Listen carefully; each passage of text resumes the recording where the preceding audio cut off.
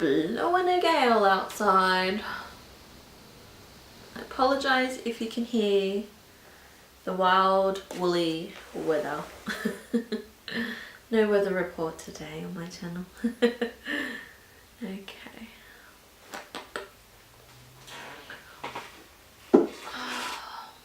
Tea's cold.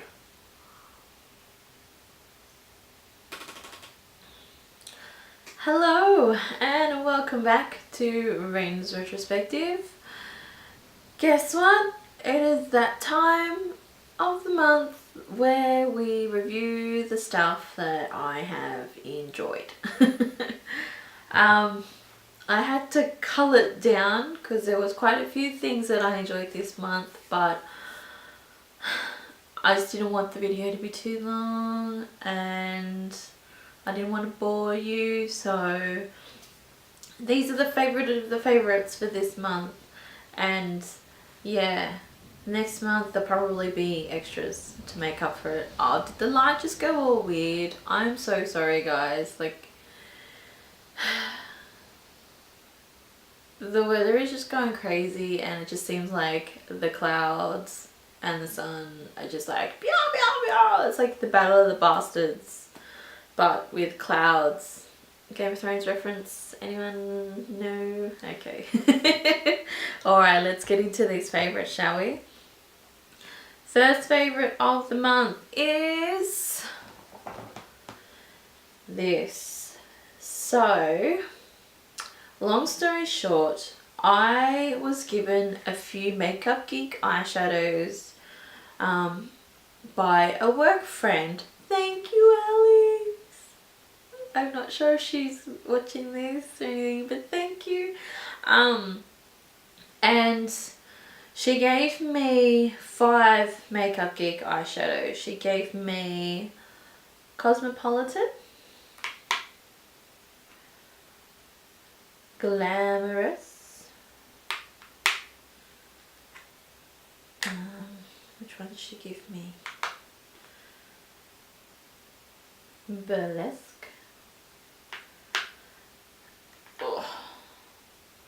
Corrupt, and Chickadee, which is in a different palette because I don't use that one as much.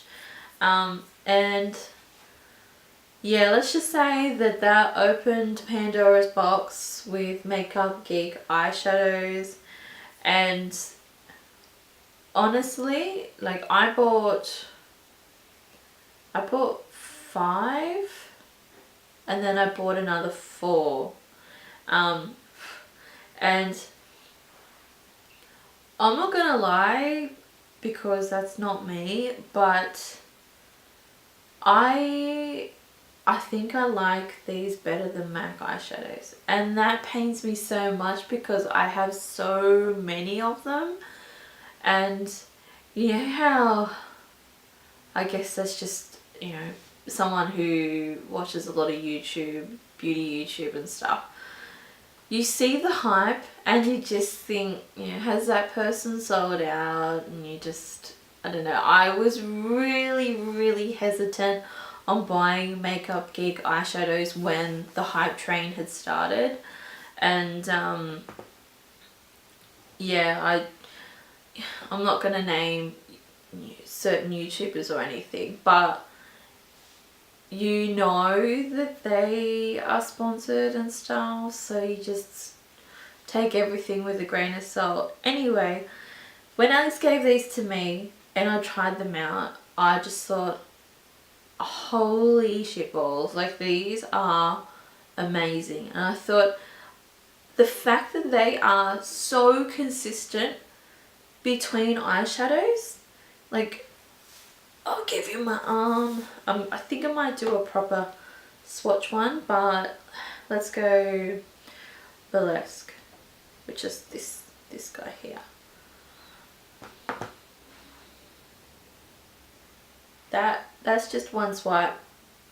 Seriously. What's this shade? This is Pretentious.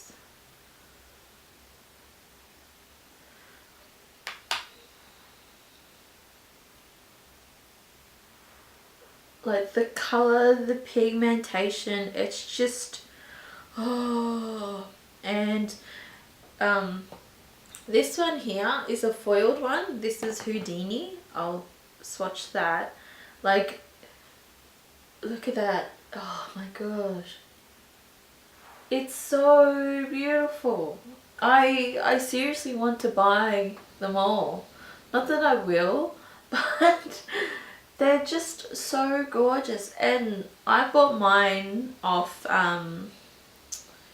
beautybay.com, and because the UK has left the EU, the British pound has gone down, so they're like $8.90 per little pan. So I'm just like, woo! Benefits of the UK leaving the EU. Like, they're just such beautiful colours, and they're so beautifully pigmented. They are lovely to blend on your eyelids and that. I must say, with Houdini, because it is a foiled eyeshadow, I find that it's only good on the mobile part of your lid. I do tend to get a little bit of creasage if it goes any further than that, but you know, I wear it with, this is Envy, so I should probably tell you the names of all the ones I have here. My hands are dead. So Houdini, Envy, this one here is, I think, Mercury, no, Galaxy, that one's Drama Queen, that's Pretentious, this is Homecoming, which is probably one of my most worn eyeshadows from this lot. That's Hipster. This one is Moondust. This one's, yeah, Taupe Notch. Taupe Notch. Wait, Top Notch. Taupe Notch. You try and say that quick 10 times. It's Taupe Notch. Glamourous, Cosmopolitan, Corrupt, and Burlesque. I have Chickadee in the bathroom, but... Oh, is that Chris? Hold on. Sorry about that rude interruption. Nah, it's not rude. Chris just came home. So, yes. I really like these. If you're starting out in makeup, or you're not sure what you want to get eyeshadow wise, sorry, the lights just changed again, I recommend getting a couple of these. I know on the actual Makeup Geek website she has like a starter kit, though there are a couple of colours in that starter kit. I'm a bit like, I don't know if it's good for a starter, but Marlena also has colours of the rainbow, but I'm not going to go on too much more about this, but this has definitely been up for favourites. Just move along, shall we? It makes me feel bad for this for this next one. It's the Tartlette palette. Now, in my last favourites video, I featured the small Tartlette Tease palette, which is great for travel. This one is also quite nice for travel, and they're all matte, and I don't have a huge selection of matte eyeshadows, so this kind of covers most bases, but there's still always room for improvement. But these are not as buttery soft, but they're still really good as the Tartlette Tease one. And you've got like your highlighter shades, your transition shades, your crease shades, and then like if you wanted to do liner, you could do liner with one of these ones. Just wet an angled brush or something. Anything can be liner really, as long as you wet the brush. But yeah, they're really nice neutral eyeshadow shades. I've worn these like just wearing a matte look, and they're really pretty. I don't know what else to say. But yeah, and it's good for travel. Like, who doesn't like a palette that's heavy duty, has a big ass mirror on it, and that's a pretty big mirror. And they're a decent product. I really like the Tartlette in Bloom palette, but it seems like it's been sold out for quite some time, and unless you buy it from the Tarte US store, then there's really no way you're going to get that in Australia. So story of an Australian beauty enthusiast life, really. Always.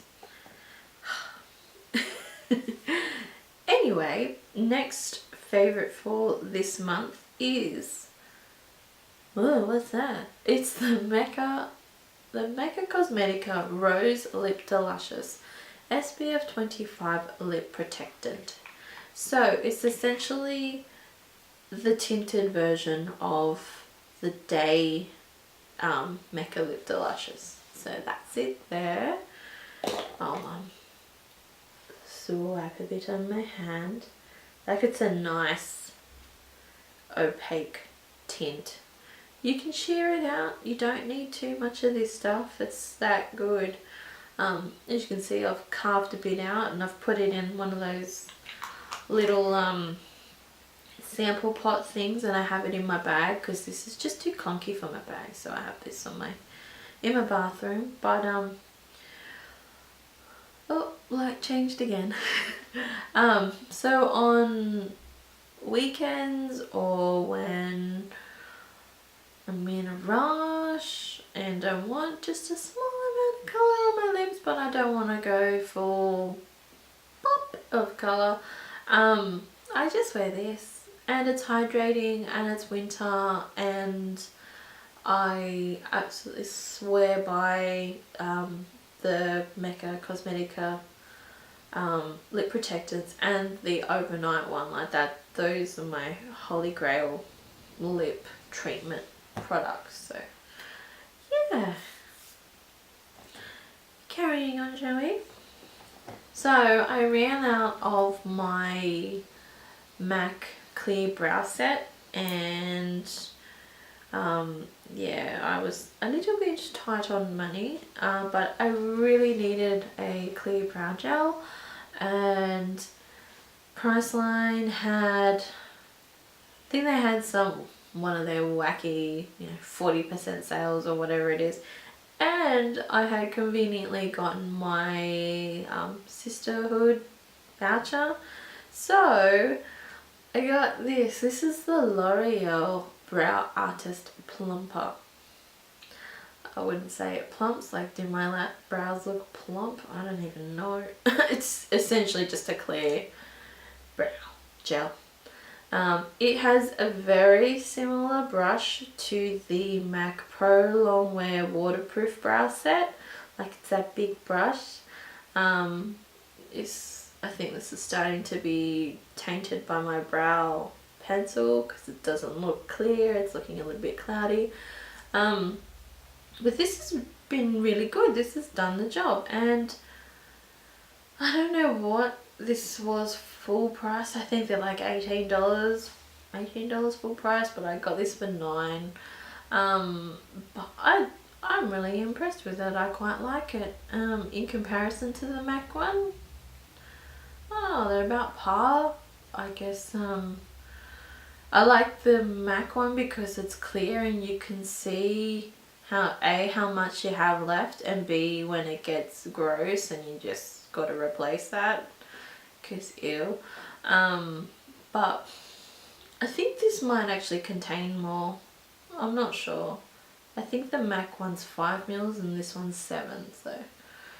But yeah, it's good.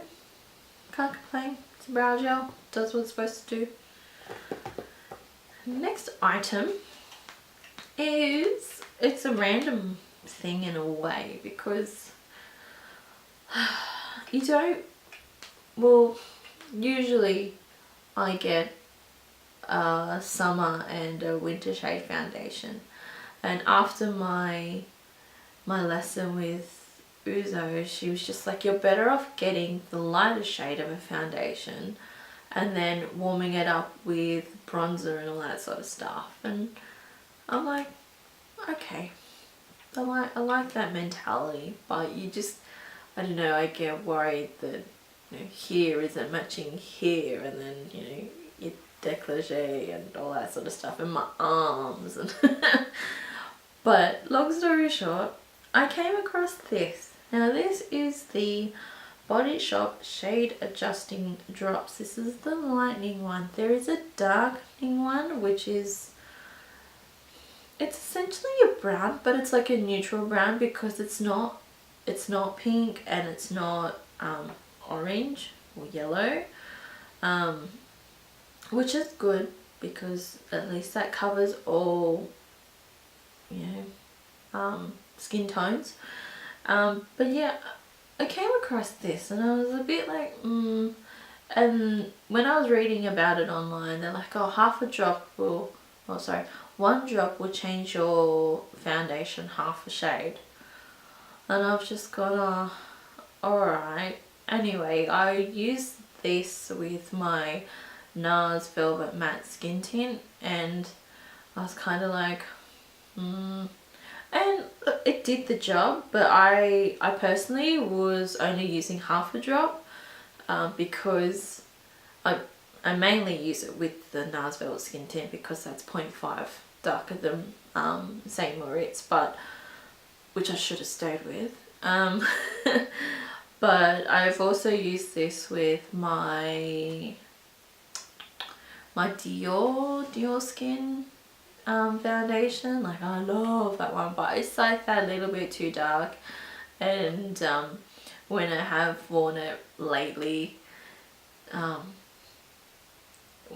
someone will say, oh, you've got a bit of a tan, and I'm like, oh, okay, is it that obvious? So on the days when I have mixed a bit of this in with that foundation, nobody comments about my tan. So yeah, these, I got these on special. The Body Shop were having some sale and they were like $17 or something, and they're usually about 30. So this is a really good option if you are like me and you do have the darker shades but not the lighter shade, and you want to lighten a foundation. But yeah, if you're interested in the darkening ones, definitely get the darkening ones if you have the opposite thing. But like Uzo told me, it's better to be slightly lighter and warm up with bronzer than it is to be darker and try to rectify a dark shade. So yeah. The next thing is more of a skin duo. Oh, what's that? So I love my Clarisonic, but I'm using a different brush head. This is the delicate brush head. I usually use the sensitive one, but just to mix things up, I bought the delicate one, and it's a lovely color, light blue. I just think it's a really nice color. But yeah, it is so soft, and to a certain degree I feel like it's too soft for my skin. Like, it still works in that, but I think the sensitive brush head is the best brush head for my skin, even though I do have enlarged pores and all that sort of crap. I have used the deep pore one and I found that a little bit too harsh. I've used the normal one. That was way too harsh. That should be used on your body. That was just, oh my goodness. But yeah, the sensitive one is by far my favorite for my skin type. I would like to try one of the cashmere ones. That may be the next one that I try, but yeah, the fallback plan, I guess you'd say, is the sensitive one. So, but I've been using that brush head with this cleanser, and this is the Darphin gel cleansing foam gel with water lily, and it's for all skin types. I'm going to be useless at describing its smell. It just smells clean. Kind of smells like, I don't know, baby cleansing products. But it's really nice. It's very reminiscent of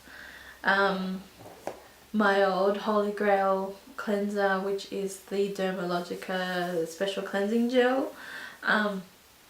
I still do have my Origins Checks and Balances cleanser, which I use at night time. This one is just conveniently in the shower, so I use this one in the morning, and I double cleanse with it as well. Yeah, it's just a nice cleanser. I don't know what else to say other than it's a nice cleanser. It smells nice, it feels nice, it doesn't feel tacky. I don't feel as though my skin has been like completely stripped of oils and stuff, like how some cleansers make your skin feel. But overall I've been really impressed with Darphin products. I've been using that cleanser. I've been using I think it's the refreshing tone, the one that has banana in it, the Hydra Serum at night, and the Hydralight Moisturizer. So I really like Darphin stuff. But yeah, that concludes the beauty aspect of my favorites this month. So some sad news. I haven't finished a book this month, and that is not like me at all. I guess I've been going hard the last few months where, you know, I'll be reading two or more books, and then this month I'm just like, ugh. Yeah, I am reading one at the moment. I had started reading one, which was Dark Places by Gillian Flynn, and I struggled a little bit. So I kind of put that one on the back burner. But I have started reading another Agatha Christie book, and I quite like it. So hopefully I'll finish that for next month, because, you know, I feel bad when I don't have a book for my book club. But I do have a couple of books that are ready to go, which are Agatha Christie ones, so we'll see how that goes. Oh, jams wise, I have been really getting into Linkin Park again. I've just like regressed 14 years. When did they first come out? When did Hybrid Theory come out? I think I was in year 9. Yeah, so like 15 years. We'll just say 15 years. But yeah, like all their proper albums, like not the live ones or anything, up until Living Things. I didn't really like the Hunting Party. Yeah. But yeah, all those albums. Oh my goodness, the memories and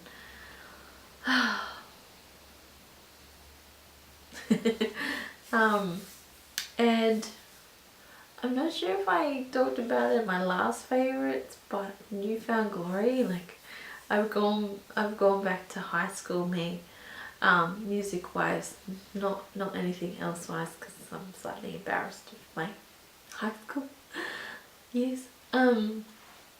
But yeah, just pretty much all all the newfound glory stuff I've been listening to. I just chucked it on the iPod and in the car, and I put it on shuffle, and newfound glory song come up. I'm like, that's it. I'm listening to your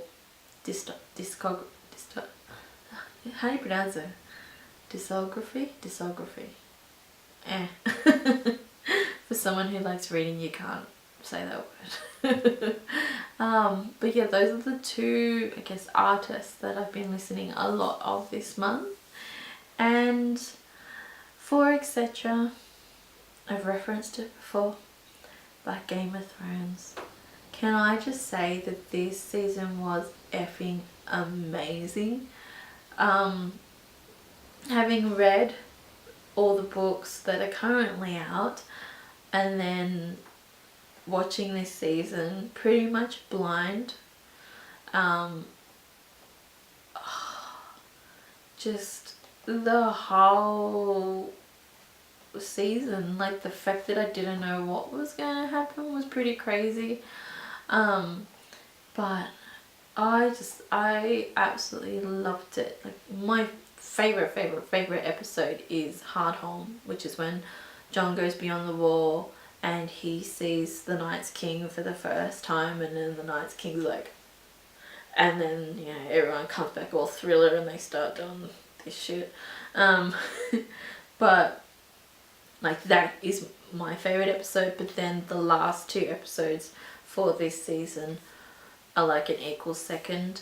Like the battle, that was good. There was some bits in it where I know Chris got very frustrated because he plays a lot of Rome Total War and stuff.